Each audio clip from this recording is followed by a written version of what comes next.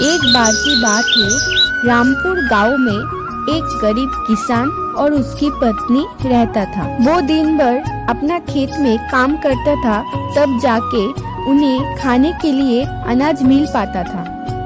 और इसी तरह किसान अपना दिन गुजरता था। और इसी कारण किसान की पत्नी अपने भाग्य को कोसती रहती थी। हे भगवान, किस जन्म का पाप है ये जो इस जन्म में भोगना पड़ रहा है, जो कि गरीबी में जीना पड़ रहा है। पत्नी की बात सुनकर किसान अपने आप को कोसता रहता था।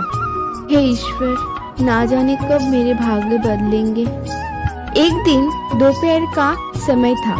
किसान और उसकी पत्नी खाना खाने बैठने वाला था कि तभी एक साधु महाराज भिक्षा मांगने के लिए किसान के दरवाजे पर आता है। और ये देख के किसान घर के बाहर आया और बोला कि हे साधु महाराज, हम तो पहले से गरीब हैं। हम तो किसी तरह अपना जीवन यापन कर रहे हैं। हमारा साथ तो ईश्वर भी छोड़ चुका है। हम आपको क्या भिक्षा दें?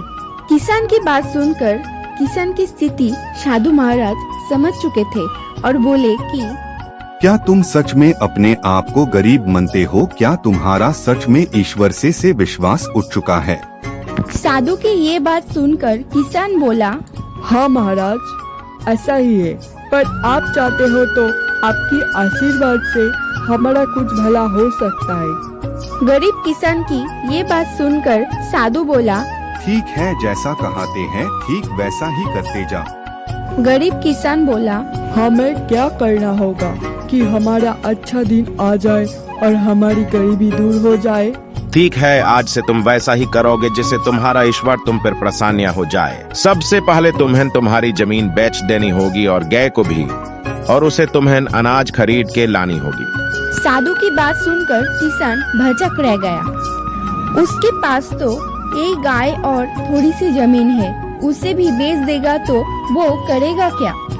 उसके बाद साधु बोले कि मेरे बताए गए रास्ते पर चलने से अगर तुम्हें कुछ भी नुकसान होगा तो मैं उस नुकसान की भरपाई कर दूंगा। तुम बस मेरे बताए गए रास्ते पर चलते जाओ। उसके बाद किसान आधे अधूरे मन से डरते डरते जमीन और गाय बेच दिया और उससे वो अनाज खरीद के ले आया। और उसके बाद वो अनाज से भोजन बनाया और राह चलते हुए लोगों को भोजन करवाया। और वह से गुजर रहे हर एक इंसान को भोजन करवाता और राहगीर लोग काफी खुश होकर उसे इस नेक कार्य के लिए ढेर सारा आशीर्वाद और काफी धन देता, जिससे वो मिले हुए धन से फिर से वो लोगों को भोजन करवाता। और इसी तरह साधु महाराज के कहने पर यह रोज का सिलसिला चलते रहा और किसान मिले हुए धन से रोज राह चलती लोगों को भोजन कराता और दान के रूप में किसान को कुछ न कुछ दे ही जाते।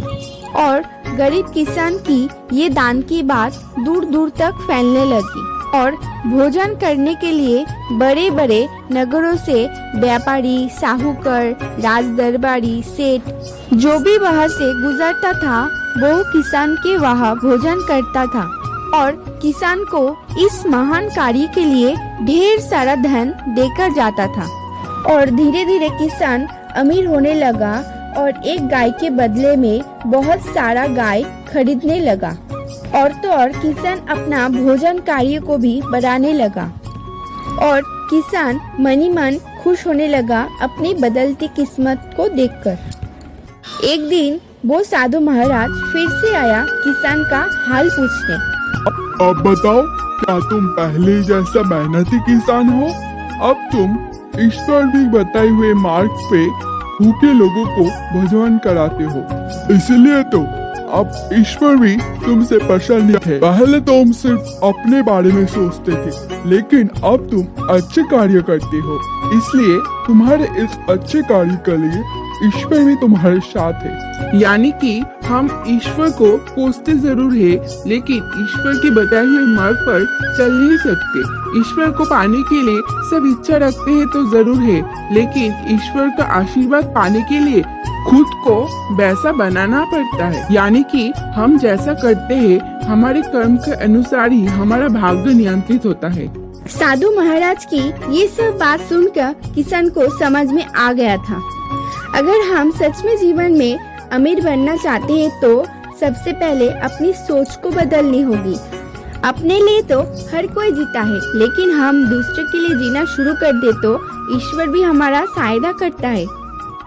हमें हमारा भाग्य और किस्मत की भरोसे रहकर खुद को कोसने की बजाय अगर हम लोगों को लिए जीना शुरू कर दे तो निश्चय ईश्वर हमारा साथ देगा।